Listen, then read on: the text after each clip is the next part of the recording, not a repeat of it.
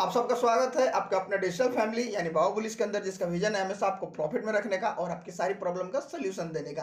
Previous 10 दिनों के अंदर बहुत सारे लोगों ने 10% 12% का प्रॉफिट बुक किया है, सिर्फ और सिर्फ टेलीग्राम और हमारे इंस्टाग्राम के साथ जुड़कर फ्री ऑफ कॉस्ट में। तो आपको भी अगर प्रॉफिट बुक करना है तो आप हमारे टेलीग्राम चैनल से जुड़ जाइए या फिर हमें इंस्टाग्राम पर फॉलो करिए। दोनों का लिंक हमने डिस्क्रिप्शन में दे दिया है।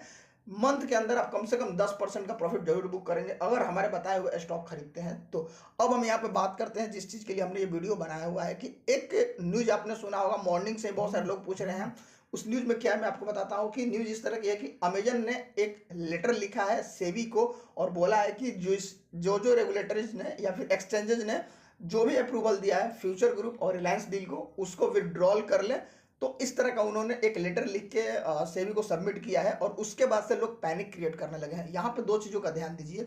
सुप्रीम कोर्ट ने डील से रिलेटेड कोई भी फाइनल वर्डिक्ट या फाइनल डिसीजन नहीं दिया है। तो यहाँ पे आपको एक चीज़ ये जानना होगा कि उन्होंने सिर्फ इतना बोला है कि जो भी सियाक का डिसीजन होगा वो इंडिया के अंदर मान्य होगा। यानी अभी सियाक ने भी डिसीजन नहीं दिया है और अभी सुप्रीम कोर्ट ने भी डिसीजन नहीं दिया है। तो इस लेटर का कोई स्टैंड ही नहीं बनता है कि ये लेटर लिखने के बाद आप इतना पैनिक क्रिएट करें।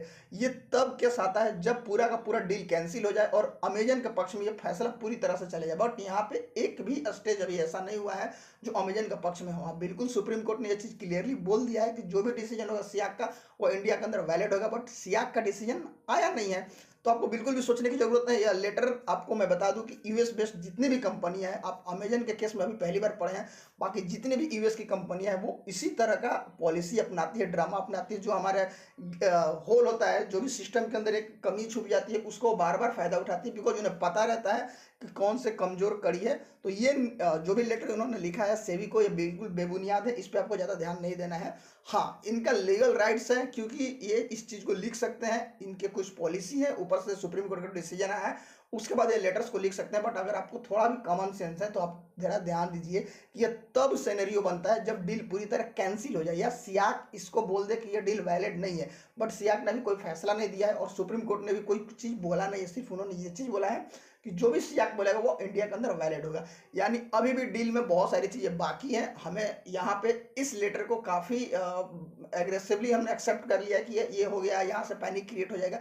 ऐसा कुछ नहीं है, ये बिल्कुल बेबुनियाद है कि सेबी को आप कुछ भी लिख दीजिए और सेबी मान भी ले, ऐसा नहीं है। सेबी और सीसीआई जो भी ये एक्शन लेंगे ये भी शायद सियाक के बाद ही लेंगे। तो यहाँ पे इस न्यूज़ से आपको डरने की बिल्कुल भी ज़रूरत नहीं है। दो केस यहाँ पे बन जाती है। एक तो सुप्रीम कोर्ट के अंदर अभी जो फ्यूचर ग्रुप ने केस किया है, आपको मैंने प्रीवियस वीडियो में बताया, तो वो केस भी काफ़ी वैलिड रखेगा, काफ़ी मायने रखता है वो भी केस, क्योंकि सुप्रीम कोर्ट जरूर उस पॉइंट से एक बार सोचेगा। अगर प्रीवियस डिस्कशन में इस चीज़ को बिल्कुल भी पॉइंटेड नहीं किया गया था, बिल्कुल हाईलाइट नहीं किया गया था कि कितनी जॉब जाएगी, कितना परेशानी होने वाला है, बट फिर से इस केस को फाइल किया गया है तो जरूर वहाँ पे सुनेगा। दूसरा चीज़ कि अभी सियाक के अंदर मैटर है तो अमेजन को इस तरह का लेटर लिख के सिर्फ और सिर्फ जैसे वो पहले पैनिक क्रिएट करता था, यहाँ पर भी वो पैनिक क्रिएट कर रहा है क्योंकि एक डिसीजन उसके फेवर में चला गया है तो लोग यहाँ से पैनिक क्रिएट कर जाएंगे।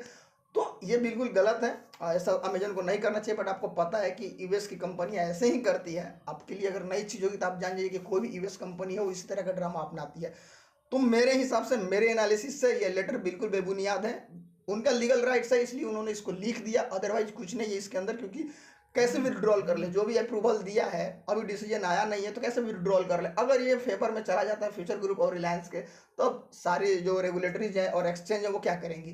तो वो रेगुलेटरीज और एक्सचेंज तभी विड्रॉल करती है जब ये डील पूरी तरह से कैंसिल हो जाए। और इंडिया में अगर कोई कैंसिल कर सकता है इस डील को इस करंट सिचुएशन में, वो है सीसीआई। बट सीसीआई ने भी पहले अप्रूवल दे दिया है, उसको विड्रॉल नहीं करने वाला है जब तक, ध्यान दीजिएगा, जब तक सियाक का डिसीजन, फाइनल डिसीजन नहीं आ जाए।